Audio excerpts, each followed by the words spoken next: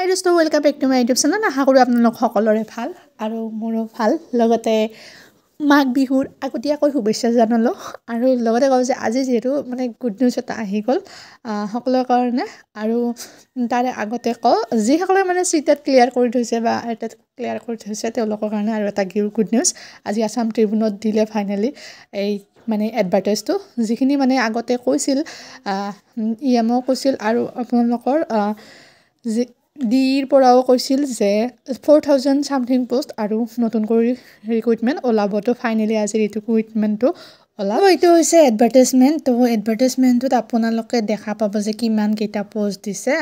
L পিত দিছে 2900টা post আৰু ইফালে ইউ পিত দিছে 1600টা পোষ্ট আৰু ইয়াতে টাৰ্মছ কণ্ডিশ্যন চবখিনি একেই আছে ইয়াতে দিয়া আছে 3 নম্বৰটো either the language 1 or the language 2 both এটেড চিটেড candidate shall matches the medium of instruction of the school তো স্কুলৰ লগত মানে মেটছ থাকিব লাগিব যিটো লেংগুৱেজ 1 বা 2 যি দুটা ছাবজেক্ট লয় সেই দুটা ছাবজেক্ট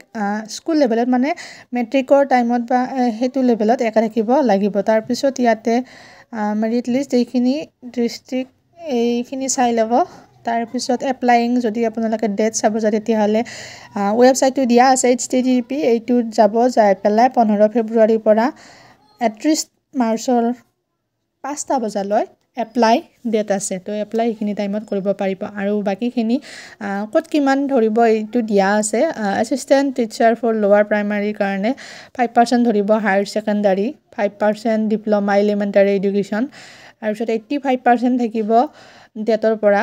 আৰু ইফালে 5 মাৰ্কছ NCC তাৰপিছত আৰ্টছৰ কালচাৰেল এক্টিভিটি এইবিলাকত থাকিব টোটেল 100 ধৰা হ'ব আৰু এইটো হৈছে বাকীখিনি একেই হয় নেক্সট ইউ পি যদি চাব যায় ইয়াতে পোষ্ট আছে 1600 পোষ্টৰ বাকীখিনি তো একে আছে কিন্তু যদি আপোনালোকৰ চাব যায় কেনেকুৱা ধৰিব ইয়াতে হায়াৰ ছেকেণ্ডাৰী ছিনিয়ৰ ছেকেণ্ডাৰী ইকুইভেলেণ্টৰ 5% ধৰিব তাৰপিছত গ্ৰেজুৱেট ফ্ৰম UGC মানে কি গ্ৰেজুৱেশ্যনৰ পৰা 5% ধৰা হ'ব নেক্সট আপোনালোকৰ ডিপ্ল'মা এলিমেণ্টাৰী মানে DLED বা BEDৰ পৰা ধৰিব 5% তাৰপিছত ইয়াতে চিটেটৰ পৰা ধৰিব 80% আৰু 5 মাৰ্কছ থাকিব NCC তাৰপিছত কালচাৰেল আৰ্টছ এইবিলাকৰ পৰা ধৰিব 5 মাৰ্কছ আৰু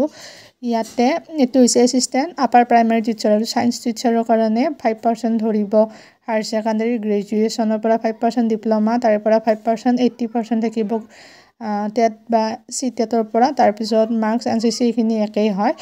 বাকী আপোনালোকে চাই ল'ব হিন্দীৰ যদি চাব যায় তেতিয়াহ'লে হায়াৰ ছেকেণ্ডাৰী গ্ৰেজুৱেশ্যনৰ পৰা এইখিনি একে থাকিব চিটেটৰ এইখিনি 5 মাৰ্কছ ধৰিব এনেদৰে ধৰিব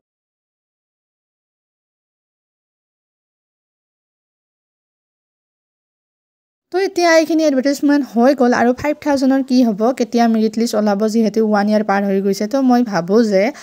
যিহেতু 15 ফেব্ৰুৱাৰীৰ পৰা দিছে অনলাইন এপ্লিকেশ্যন তেতিয়াহ'লে 15 ফেব্ৰুৱাৰীৰ আগতে মেৰিট লিষ্ট ওলাব আৰু ভেৰিফিকেশ্যনো মেবি হ'ব লাগে কাৰণ গভৰ্ণমেণ্টে যিহেতু কৈছে যে এইখিনি কমপ্লিট 5000 কমপ্লিট হ'লেহে আৰু আমি নিউ এডভাৰটাইজমেণ্ট দিম যিহেতু দিলে